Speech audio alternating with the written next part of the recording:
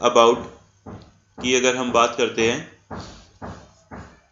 तो जैसा कि हमने लास्ट टॉपिक डिस्कस किया था वो हमने बेटा डिस्कस किया था अबाउट कि इलेक्ट्रोनेगेटिविटी की टर्म कैसे आपकी यूज़ होती है, इलेक्ट्रोनेगेटिविटी होती क्या है।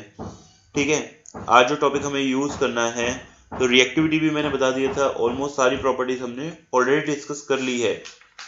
तो आज जो टॉपिक हमारे पास बच जाता है वो बच जाता है आपका क्या बेटा, diagonal relationship. We have to be discuss about the diagonal relationship. Diagonal relationship actually ये एक छोटा सा ही पॉइंट है, ज़्यादा नहीं है। और हमारा डायगोनल रिलेशनशिप क्या कहती है कि बेटा आप लोगों ने कोई भी पीरियड में या ग्रुप में प्रॉपर्टीज को देखा, ऑब्जर्व किया, तो ग्रुप और पीरियड में प्रॉपर्टी को ऑब्जर्व करते तो एक प्रॉपर्टी लेफ्ट टू राइट कोई इंक्रीज हो रही है तो टॉप टू बॉटम में वो वैल्यू डिक्रीज होती रहती है ना। अगर कोई चीज़ यहाँ पे डिक्रीज हो रही है लेफ्ट टू राइट में तो टॉप टू बॉटम में इंक्रीज होती है। तो ये चीज़ आप हमेशा ऑब्जर्व करते रहते हो कि ये चीज़ होती है, कभी इंक्रीज कभी डिक्रीज। तो उस चीज़ से बचने के लिए अब हमारे पास क्या होता है, हम बचना क्या है, मतलब हम ये एलिमेंट्स की जब स्टडी करते हैं तो लिथियम है, बेरिलियम है, बोरॉन, कार्बन, नाइट्रोजन, इसके हिसाब से यहाँ पे क्या होगा, सोडियम, मैग्नीशियम, एल्यूमिनियम। ठीक है, ऐसे ही एलिमेंट आएंगे ना सारे के सारे, ऑक्सीलिकन, फॉस्फोरस। तो मान लीजिए किसी प्रॉपर्टी की वैल्यू यहाँ पे 100 है और लेफ्ट टू राइट वो डिक्रीज हो रही है तो 100 से 90 आएगी, फिर कितनी आएगी, डिक्रीज हो रही है तो 100 से 90, देन 80, देन 70, इस तरह से वैल्यूज आएगी। टॉप टू बॉटम में स्टडी करोगे तो टॉप टू बॉटम में इंक्रीज होती होगी तो यहाँ पे 110, 120 एंड सो ऑन चलती जाएगी। अब यहाँ पे सोडियम के बाजू में जाओगे डाउन लेफ्ट टू राइट तो 110 से कितनी होगी, 100, 90, 80, 70। तो ये चीज हमने देखी कि इसकी किसी प्रॉपर्टी की वैल्यू और यहाँ पे मैग्नीशियम की प्रॉपर्टी की वैल्यू सेम आ रही है। सिमिलरली बेरिलियम और एल्यूमिनियम के लिए वो एलिमेंट की प्रॉपर्टी सेम आ रही है ना। तो ये चीजें हमने देखा है कि कुछ एक जो प्रॉपर्टी डिटरमाइनिंग जो स्टेप्स होते हैं, जैसे कि अगर किसी की आयनाइजेशन एनर्जी कितनी है, किसी का चार्ज बाय मास रेशो कितना है, तो उसके बेसिस पे मेन ये जो होती है ना प्रॉपर्टीज कौन कितनी शो करेगा, तो वो चीज में हम क्या नोटिस करते हैं कि ये डायगनली अटैच एलिमेंट होते हैं ना, इनकी प्रॉपर्टीज सेम हो जाती है। ये diagonally attach element same property को शो करना चालू कर देते हैं, कुछ एक प्रॉपर्टीज को। तो ऐसे ही जो पेयर्स हमारे पास प्रेजेंट है वो ज़्यादा नहीं है, हम कहेंगे सर लेफ्ट टू राइट तो सभी के अंदर आपस में हो जाएगी तो टेबल पूरी की पूरी एक दूसरे से, लेकिन बेटा ये ऐसा नहीं है। कुछ एक स्टार्टिंग के जो एलिमेंट्स है जैसे कि लिथियम हुआ, मैग्नीशियम हुआ, बेरिलियम, एल्यूमिनियम हुआ, बोरॉन, सिलिकॉन हुआ, ये कुछ एक हमारे पास पेयर ऐसे प्रेजेंट है जहाँ पे हम ये ऑब्जर्व करते हैं कि एलिमेंट्स जो होती है उनकी प्रॉपर्टी क्या होती है, सेम होती है। और एलिमेंट्स की प्रॉपर्टी क्या होती है, सेम शो करते हैं कुछ एक। तो ऐसे पेयर्स ऑफ एलिमेंट क्या कहलाते हैं, डायगोनल पेयर्स कहलाते हैं। डायगोनल पेयर्स कहलाते हैं। अगर डायगोनल पेयर्स की बात करता हूं तो डायगोनल पेयर में हमारे पास मेन दो पेयर हैं, lithium magnesium, beryllium aluminium. Note कर लेना, डायगोनल पेयर क्या होते हैं, लिथियम मैग्नीशियम, जो डायगोनली अटैच एलिमेंट है which shows the same property. तो उसमें एक नाम आता है लिथियम मैग्नीशियम का, दूसरा नाम आता है बेरिलियम एंड एल्यूमिनियम का। और कुछ हद तक, मतलब ये तो मेन पेयर है, और कुछ हद तक आपका बोरॉन एंड सिलिकॉन भी एक केस है डायगोनल पेयर का। क्लियर। तो डायगोनल पेयर एलिमेंट्स जो होते हैं वो इस तरह से होते हैं कि किसी पीरियड के अंदर जो फर्स्ट एलिमेंट है टू द उससे नेक्स्ट पीरियड जो उससे नेक्स्ट एलिमेंट है, सेकंड एलिमेंट है, तो उनके अंदर प्रॉपर्टीज जो होती है वो सेम शो करते हैं। और जब वो सेम प्रॉपर्टी को शो करते हैं तो such kind of compounds are known as diagonally pair elements, वो डायगोनल पेयर्स कहलाते हैं। क्लियर। तो आप इसके बारे में लिख सकते हो कि डायगोनल पेयर्स क्या होते हैं, डेफिनेशन लिख सकते हैं।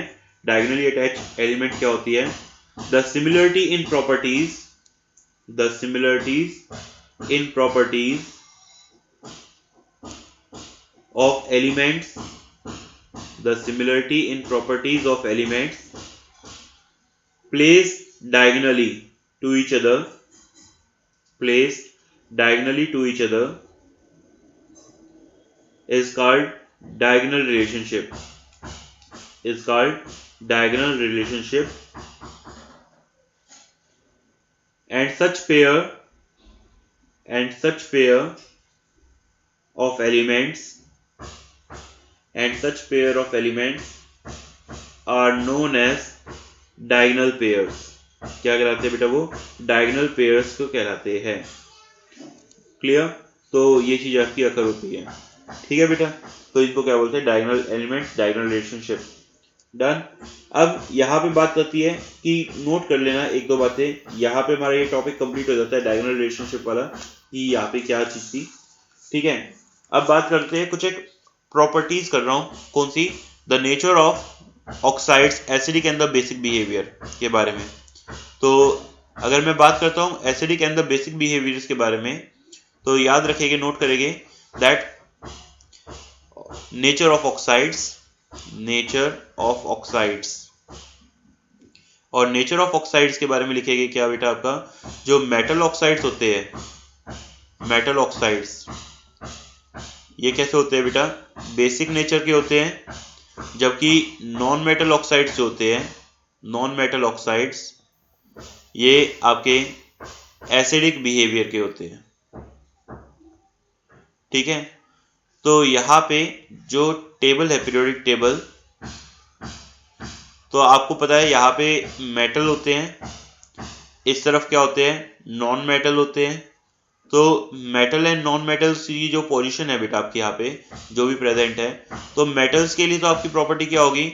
लेफ्ट टू राइट जाओगे। तो मेटल ऑक्साइड्स का basic behaviour, basic behaviour, basic character क्या होगा बेटा? आपका डिक्रीज होता है। जबकि मूविंग टॉप टू बॉटम, जब आप टॉप टू बॉटम में जाओगे तो बेसिक कैरेक्टर क्या होता है? बेसिक कैरेक्टर इंक्रीज होता है। ठीक है, द रीजन बिहाइंड इट, क्योंकि आपके पास है जैसे कि Na2O, मैं कहूँगा NaOH बनाएगा वो, वाटर में मिलाओगे तो KOH, ठीक है, आपका CSOH, तो इस तरीके से होगे ना।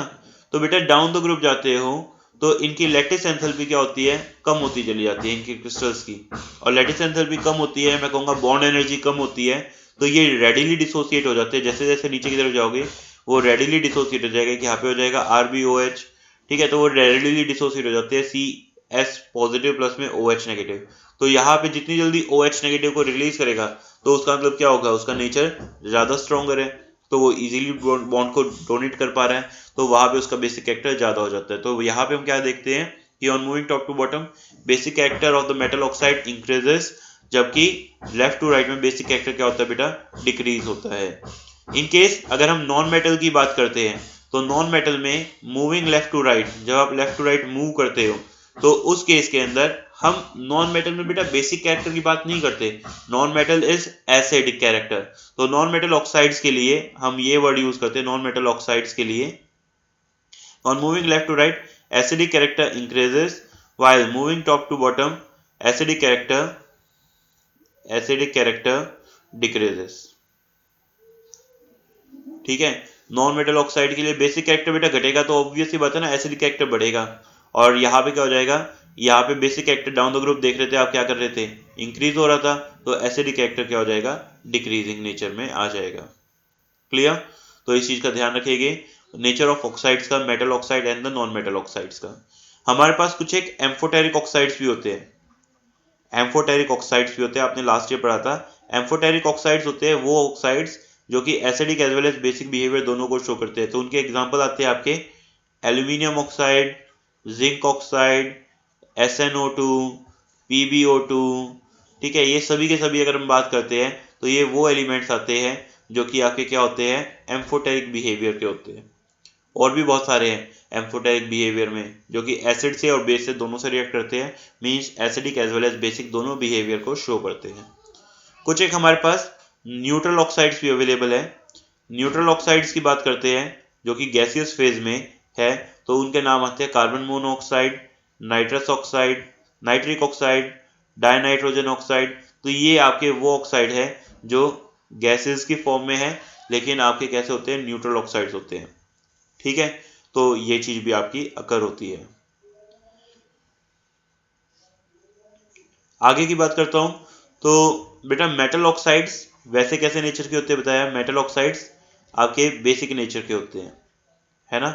लेकिन अगर हम बात करते हैं कुछ ऐसे ऑक्साइड्स की जो डी ब्लॉक के एलिमेंट है, तो वो बनाते हैं अलग अलग लार्ज नंबर ऑफ कंपाउंड, जैसे MnO भी बनाते हैं, Mn2O3 भी बनाते हैं, MnO2 भी बनाते हैं, Mn2O5 भी बनाते हैं, Mn2O7 भी बनाते हैं। इस तरह से लार्ज नंबर ऑफ ऑक्साइड्स बनाते हैं।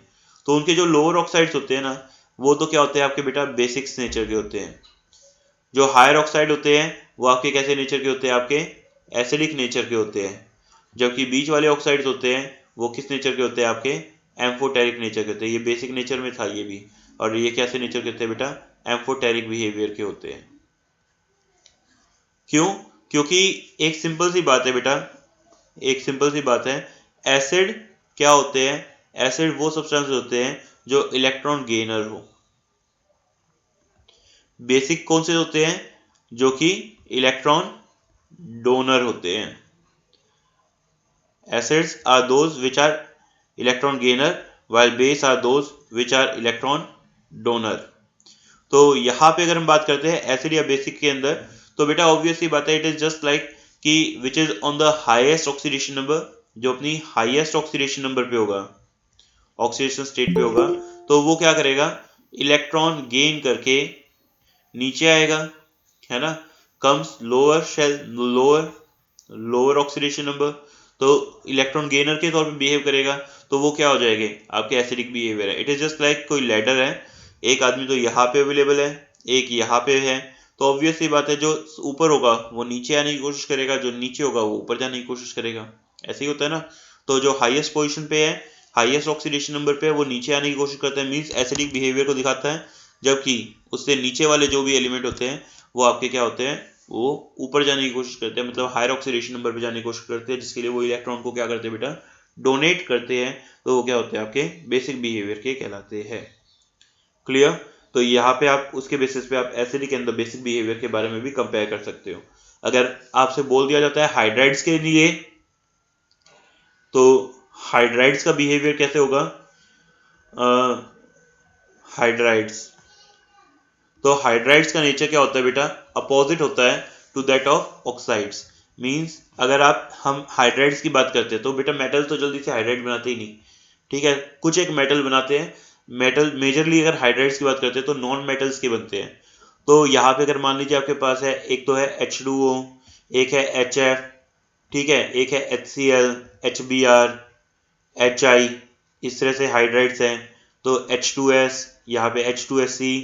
आपको कभी भी प्रॉपर्टीज को स्टडी करनी है तो उसके अंदर आप क्या नोटिस करोगे कि टॉप टू बॉटम हाइड्राइड्स का एसिडिक कैरेक्टर, एसिडिक कैरेक्टर क्या होता है बेटा, अपोजिट होता है ऑक्साइड्स के मुकाबले। तो ऑक्साइड्स का तो डिक्रीज हो रहा था, हाइड्राइड्स का क्या होगा बेटा, इंक्रीज होगा। एक्चुअली ये इंक्रीज होता है, रीजन है H बॉन्ड F है, तो एक है H बॉन्ड Cl, एक है H bond Br।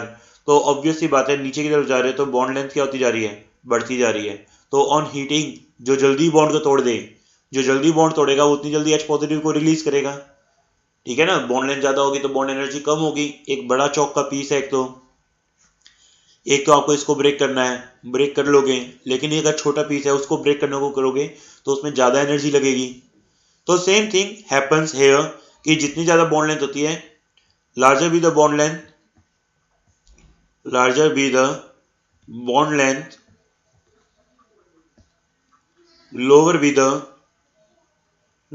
The bond energy. तो उसकी बॉन्ड एनर्जी क्या होती है बेटा, उतनी ही कम होती है, तो उसको ब्रेक कर पाना उतना ही कंपैरेटिवली आसान होता है।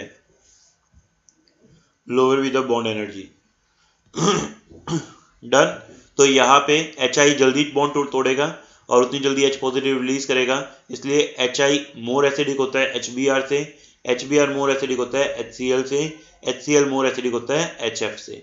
तो ये नेचर होता है, मतलब एसिडिक बिहेवियर में HF से ज्यादा HCl, HBr, HI, है ना। और अगर आपको लेफ्ट टू राइट कंपेयर करना है तो लेफ्ट टू राइट में क्या होगा, एसिडिक कैरेक्टर बेटा इंक्रीज होगा। क्यों इंक्रीज होगा एसिडिक कैरेक्टर, क्योंकि आपको पता है ना ये न्यूट्रल नेचर का होता है, ठीक है, आपको पता ही है। और NH3 होता है वो बेसिक नेचर का होता है। तो ये बेसिक है, ये न्यूट्रल है, ये एसिडिक है। तो आपको यहाँ से ही अपीयर हो रहा है कि left to right value increase हो रही है। अगर आप H2O से H2S की तरफ बात करते हो, H2S, H2SC, H2Te, तो यहाँ पे भी एसिडिक कैरेक्टर क्या होगा बेटा, इंक्रीज ही होगा, क्योंकि हमने बताया ना top to bottom acidic character increase होता है। तो यहाँ पे बेटा आपकी कुछ एक प्रॉपर्टीज थी जो कि हमने डिस्कस करी, और यहाँ पे हमारा ये चैप्टर कंप्लीट हो जाता है। ठीक है, तो हमारा चैप्टर यहाँ पे कंप्लीट हो गया है, और यहाँ पे we are starting to discuss a numerical. ठीक है, उसके ऊपर चल रहे न्यूमेरिकल के ऊपर।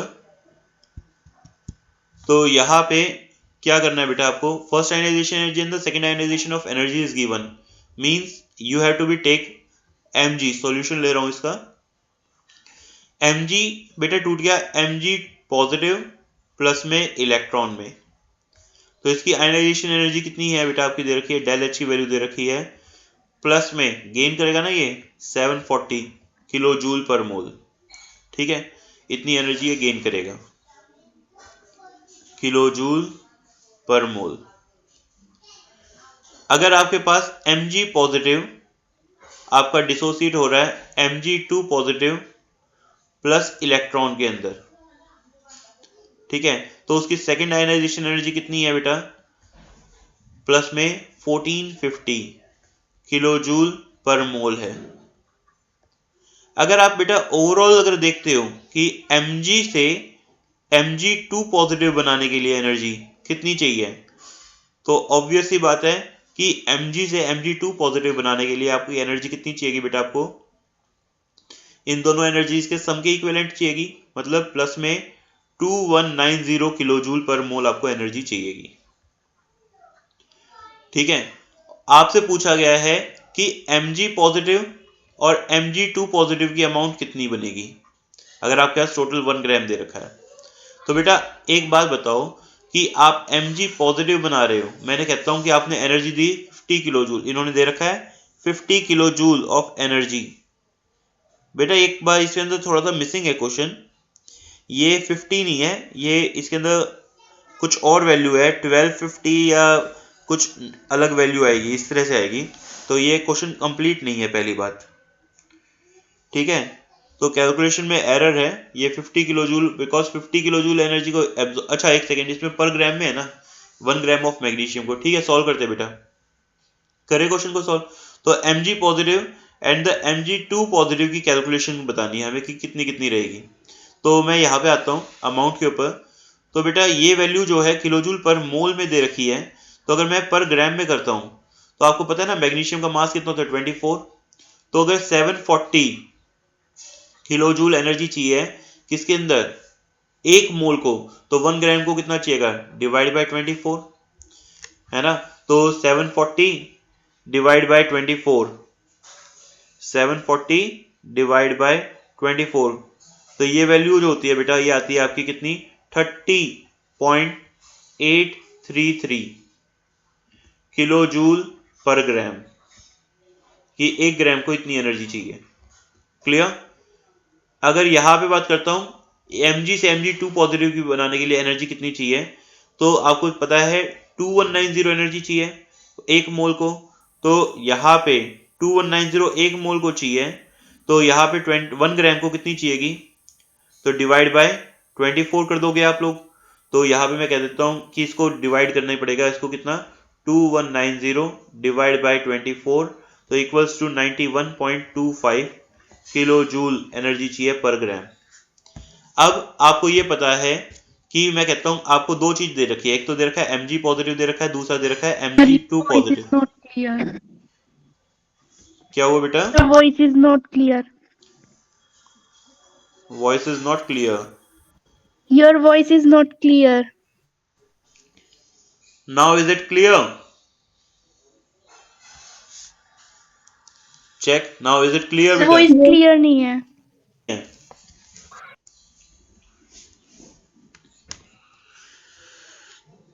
अब देखिए अब आ रही है क्लियर बेटा, थोड़ी सी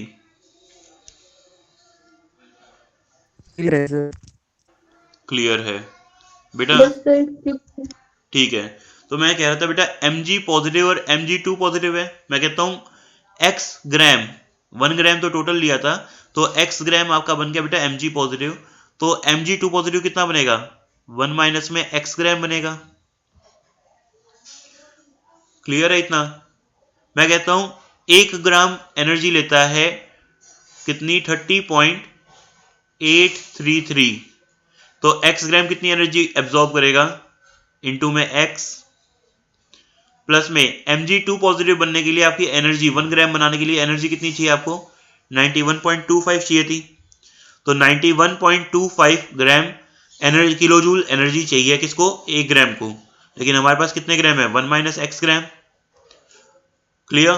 तो इतनी एनर्जी तो एब्जॉर्ब करी Mg पॉजिटिव बनाने में, इतनी एनर्जी एब्जॉर्ब करी Mg2 पॉजिटिव बनाने में, और टोटल एनर्जी इनका सम कितना है, 50 के इक्विवेलेंट है। ऐसे ही है ना?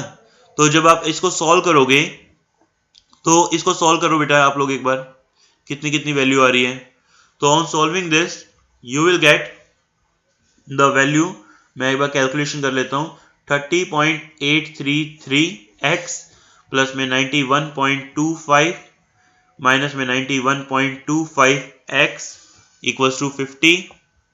ठीक है, ये दोनों का सम कितना, ये आ जाएगा आपका कितना, 91.25 माइनस कितना आ गया आपका 30.83, तो वैल्यू बची आपकी 60.42x माइनस में इक्वल्स टू, ये यहां से इस तरफ ले गया माइनस में ही, तो ये कितना आ गया बेटा, माइनस में 41.25, तो यहां से माइनस कैंसिल हो गया, x की वैल्यू कितनी आ गई 41.25 डिवाइड बाय 60.42, कितनी आ गई बेटा 41.25 डिवाइड में 60.42, तो ये वैल्यू जो होगी आपकी होती है अप्रोक्सीमेटली 0.68, और मैं कैलकुलेटर से कर रहा हूं तो 6827 इतने ग्राम आ गया।